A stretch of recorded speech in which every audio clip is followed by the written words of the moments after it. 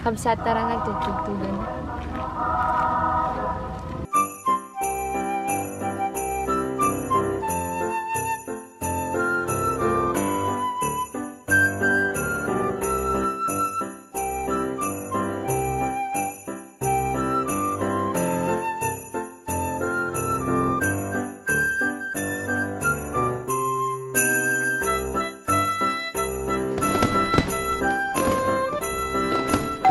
Magandang hapon kakabsat. Welcome to Vlogmas Day 16. Day 16 na po. At kahapon, plano ko na magsimba. Unang simbang gabi po kasi kahapon kakabsat 15. Kaso lang, sa sobrang pagod po namin, di namin kinayang magsimba ng madaling araw. Bagsak talaga kabsat. Kaya yung second day ng simbang gabi ang maatinan po natin. Sana kahit na absent tayo kahapon ay mabuo pa rin natin yung simbang gabi hanggang matapos. Ngayon po kakabsat ay dito tayo magsisimba sa dati nating pinagsimbahan nung nagsimbang gabi rin tayo last year. Dito po sa may lumang simbahan ng Barangay Poblacion sa Sablayan Occidental, Mindoro. Dalawang session kasi ang simba dito. Isa sa 6 o'clock PM tsaka 4 AM. Tsaka 4 AM. 4 AM dun sa malaking simbahan sa San Sebastian Church.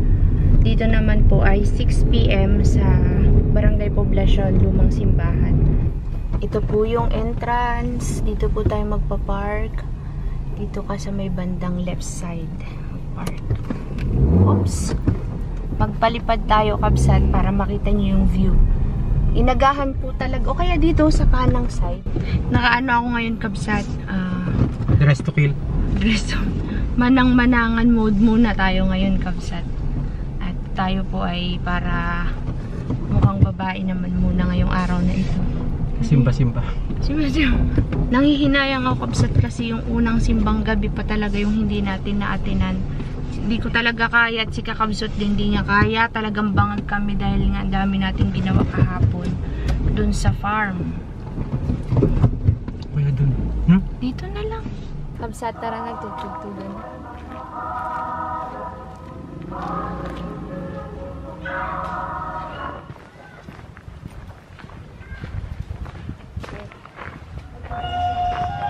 Ha?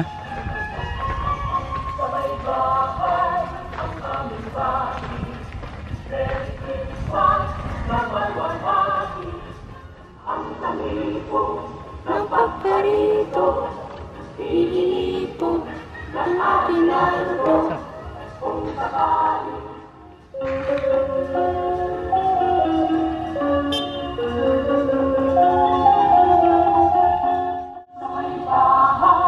Ang aming bati, Merry Christmas na malwalhati.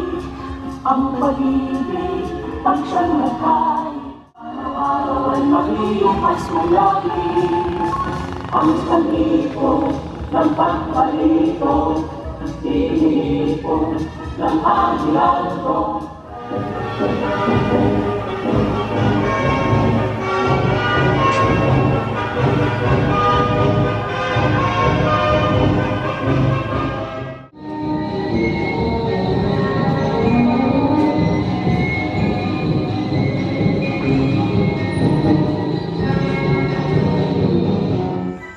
Kakabsat, ito pong lumang simbahan ng Sablayan, Occidental, Mindoro sa Barangay Poblacion ay itinatag bilang parokya ng mga Recoleto 1843. Itinayo ang simbahan at kumbento na yari sa bato sa panahon ni Padre Jacinto Perez de San Agustin, 1861 to 1866.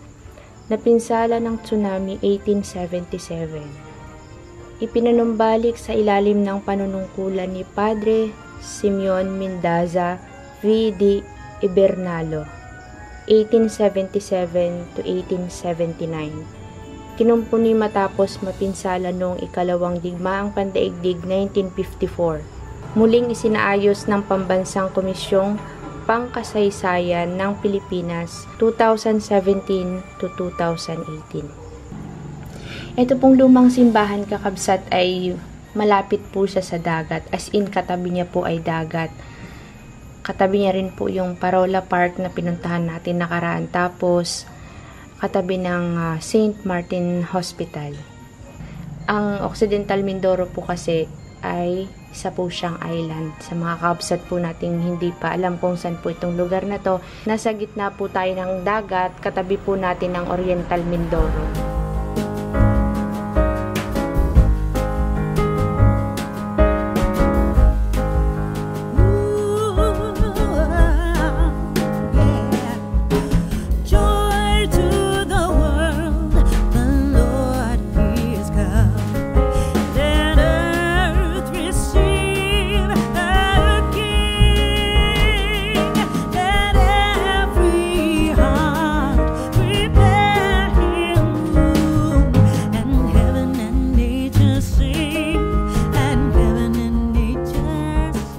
At di namin siya maikot sa dagat kasi may nangyayari po sa kanya, hindi namin siya makontrol, nawawala po sa screen, nawawalan ho ng signal, kaya yan, dito na lang tayo sa baba.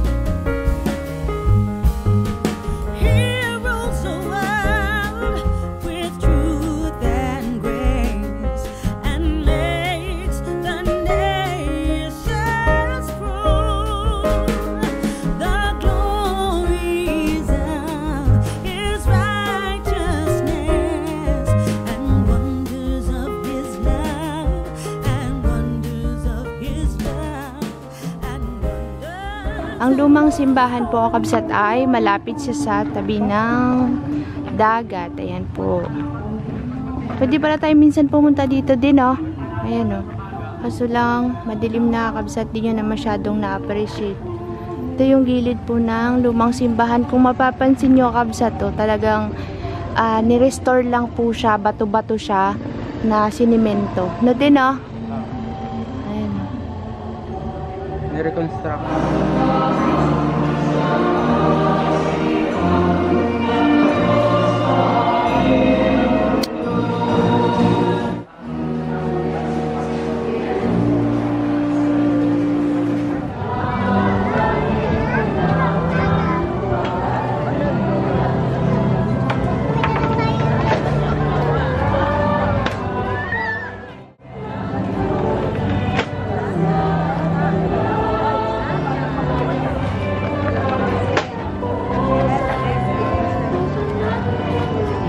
Tapos na po, kakabsat, ang ating simbang gabi day 2. Misa, tapos na po. Nag-live po kanina ng misa kasi may mga nagre-request po na kung pwedeng mag-live ng misa. Tapos nagpaalam po kami kung pwedeng i-live. Yan po ang itsura ng simbahan kapag kagabi na po.